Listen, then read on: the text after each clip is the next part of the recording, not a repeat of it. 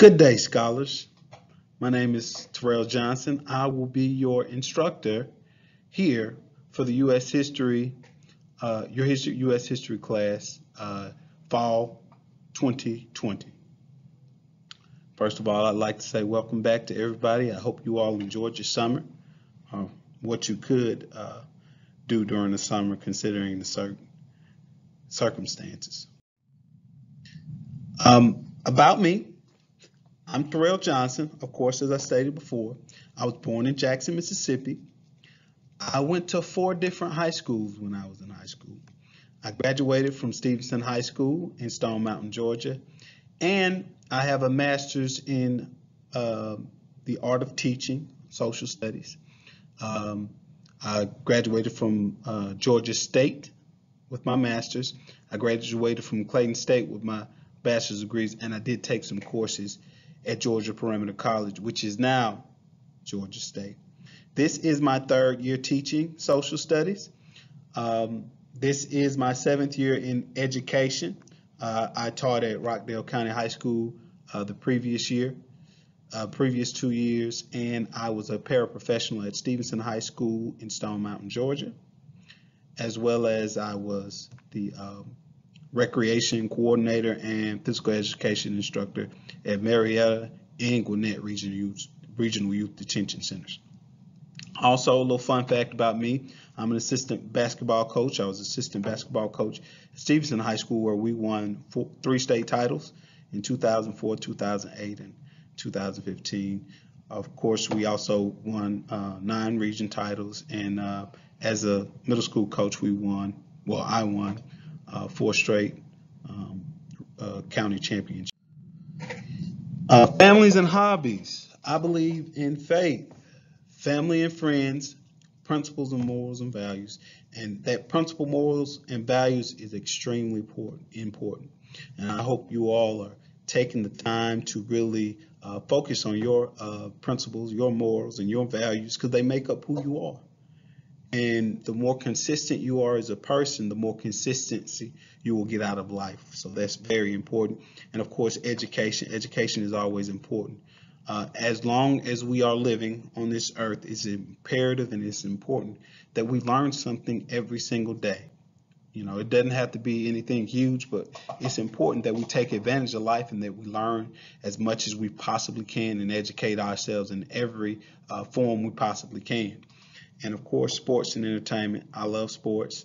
I love entertainment. My favorite movie of all time is Forrest Gump. I can quote that movie backwards and forwards, especially other movies like Life and things of that nature. But I don't know if you all may have seen some of those movies. They're great movies, so if you get a chance to watch them, make sure you do. Contacting me. And as far as the schedule, as you can see, our regular schedule, Monday, Tuesday, Thursdays, and Fridays is first block, 8 o'clock to 9:10, second block, 9:20 to 10:30, third block, 10:40 to 11:40. And then we have lunch from 11:50 to 11:20. Excuse me, so that gives you about 30 minutes. And fourth block, we have 12:20 to 1:30. And that independent work session, it should be for you all to do your assignments that you all have, and that way you can do your assignments and still have the rest of the day to do what you need. I know most of y'all probably Netflix, watching TV, Hulu, things of that nature, so you want to make sure you take care of all the work you possibly can during that time period from 8 o'clock to 3:30. That way you can have the rest of the day to just chill. And then, of course, Wednesdays. Wednesdays is also reserved for independent work day for you all, so you all can take care of some work during that time, and just take care of some homework if you have homework. And that's a good deal because you have the whole day. You got a whole day. So in essence, it's kind of better than the regular schedule that we normally have, and that you do have that time where you can take a mental break. And, away from your instructor, away from your teacher, away from, everybody, just sit down and get a little work done. It's sometimes for us, it's a little bit more productive when we're by ourselves and we can sit and we can knock that work out. Also, in contacting me, my work phone, that phone goes directly to my cell phone. Of course, that is not my cell phone. I don't give students my cell phone. Sorry, guys, but I'm an adult. It's a fine line. So, all right. So, classroom.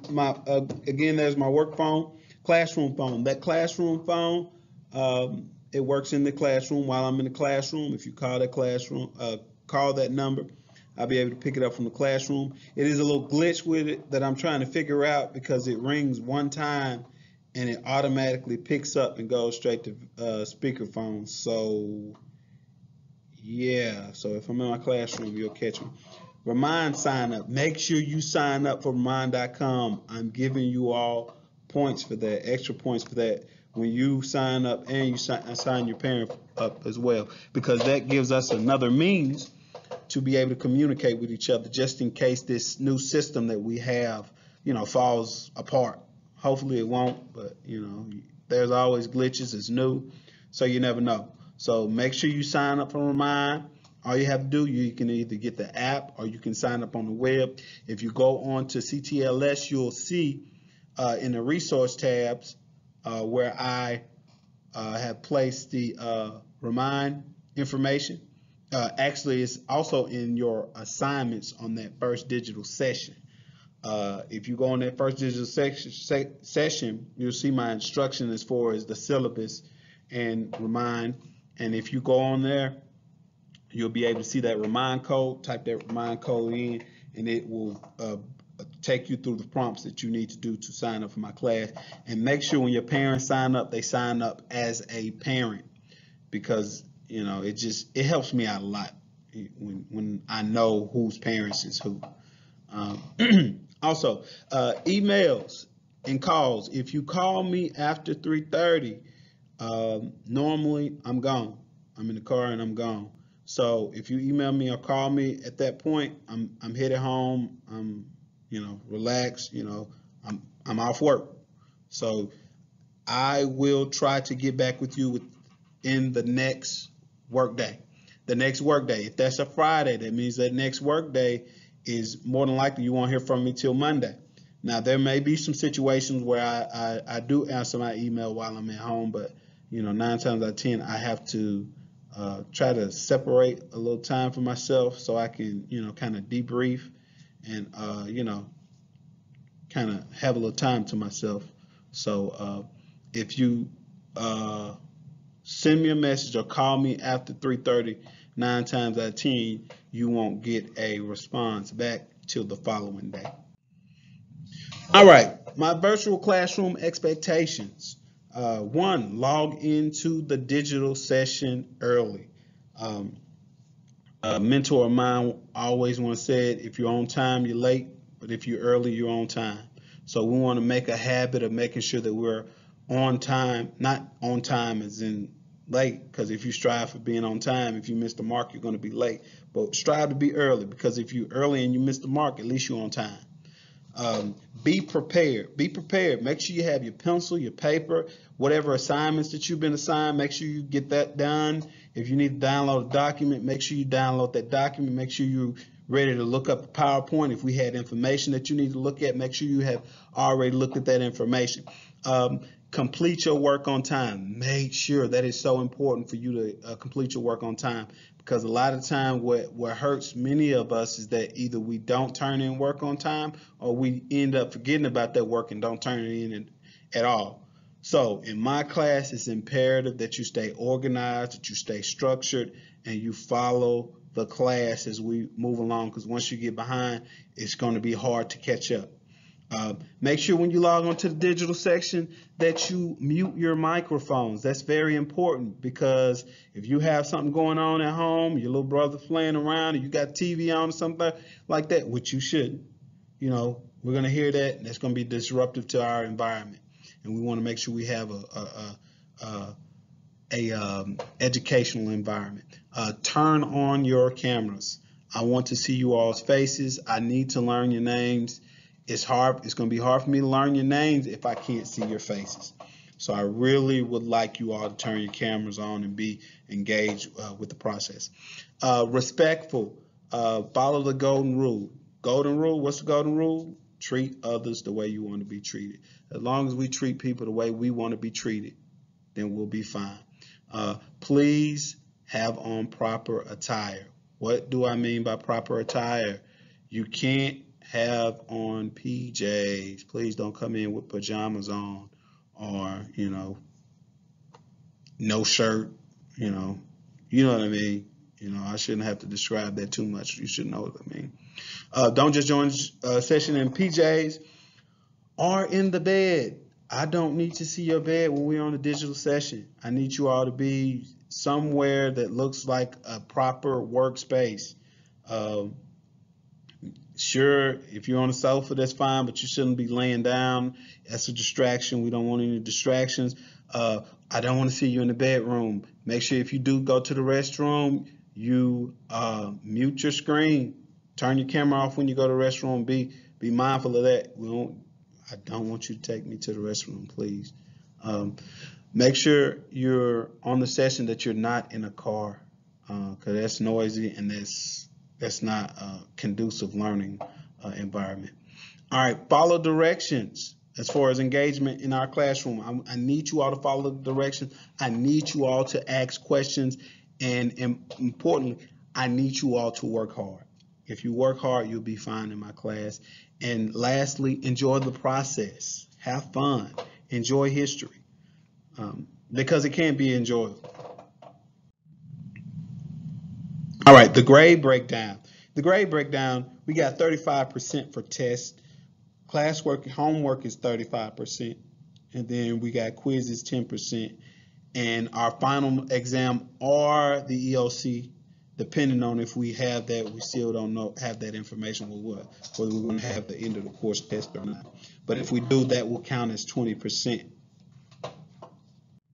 All right, as we take a look into the U.S. history over the course of the years, I want you all to understand that right now we are living in historic times. What do you mean, Mr. Johnson? What historic time? You have the 2020 election. It's coming up in November. You have the protest over the death of George Floyd, and police brutality and racism and racial injustice. You got the coronavirus outbreak this year. And you got all type of entanglements. It's even bigger than Will's and Jada's. But we have to understand that in telling history and understanding history, it's important that we understand the perspectives of the people that lived in that time. That's where we're at. We have different perspectives, and we see things differently. We see history differently. But to understand history, we have to understand not only his story, but her story, your story, our story, and my story, because we're all intertwined in the development, the future, the present of what America is and is going to be. For instance, this time, it's going to be interesting to understand and to examine moments in history. The moment that I think of right off the top of my head is 1968. In 1968, you had the 1968 election between Richard Nixon and Hubert Humphreys. Then you also had the assassination of Martin Luther King in April of that year. The assassination of Robert Kennedy, I believe that was sometime during the summer, maybe it was June or July. And then you had the Tet Offensive with Vietnam, the war in Vietnam. That was early, I think that was the 1st of July. Excuse me, 1st of January. So it's interesting that we can examine today's history and examine those histories and those moments in time. Because the remarkable thing about examining things back in that time is we know the results of those things. We know what some of those things led to, but as we examine these things, the election that's coming up between Biden and Trump, the Black Lives Matter protests, the racial injustice protest, the death of George Floyd. What effect will that have on our futures? What effect will that have on our kids? What effect will that have on us, on America? Now, also, lastly, we are in this moment with the pandemic, and it has ushered us into this a segment where we now have this opportunity to learn virtually. Now, we have a new system, CTLS. It's a struggle because it's a lot of glitches in it, and it's a lot of glitches that we're going to have to find a way to get through. Even with myself, I've been on it for a week now, and I'm still trying to figure out some things that's going on with it. But it's important that we're patient, that we're understanding, and that we're calm. We're going to be all right, guys, ladies. We're going to be all right. Just take it one step at a time. If you have problems, you know where to you know how to contact me. Multiple platforms I've set up for you all to contact me. So let's just take this thing and let's make the most of it. And also, as we move along, I hope that you learn something from this history class, this United States history class, and something from me that helps you become a productive member of society. Now, what I mean when I say productive member of society, what does that mean? I believe that we have something called social responsibility. And our social responsibility is that responsibility that we have to our not only our friends and our family, but to our community. America is us. And it's important that we make sure that we're shaping her in a positive way. What does that mean? That means doing our census forms. Make sure we're filling out a census form. That means making sure we're going to the ballot box to vote. That means we're studying the people that we're voting for and making sure that they have the best interests, not only of us, but our community as well. What else does that mean? That means we take responsibility and we look after each other. And we look to not just obey the law, not just to not run a red light, not just to do what we're supposed to do, but look beyond that. Find a way to impact our community positively. In closing, best wishes. Make sure you work hard, be kind, be malleable. Be malleable. What be malleable means? Being malleable means being flexible, being ready to adjust, because we have to be ready to adjust, especially in this new online platform. Know this is a long video, but hopefully it gives you a chance to get to know me, what we're doing in this course, and best of luck to you all. I'll see you all soon.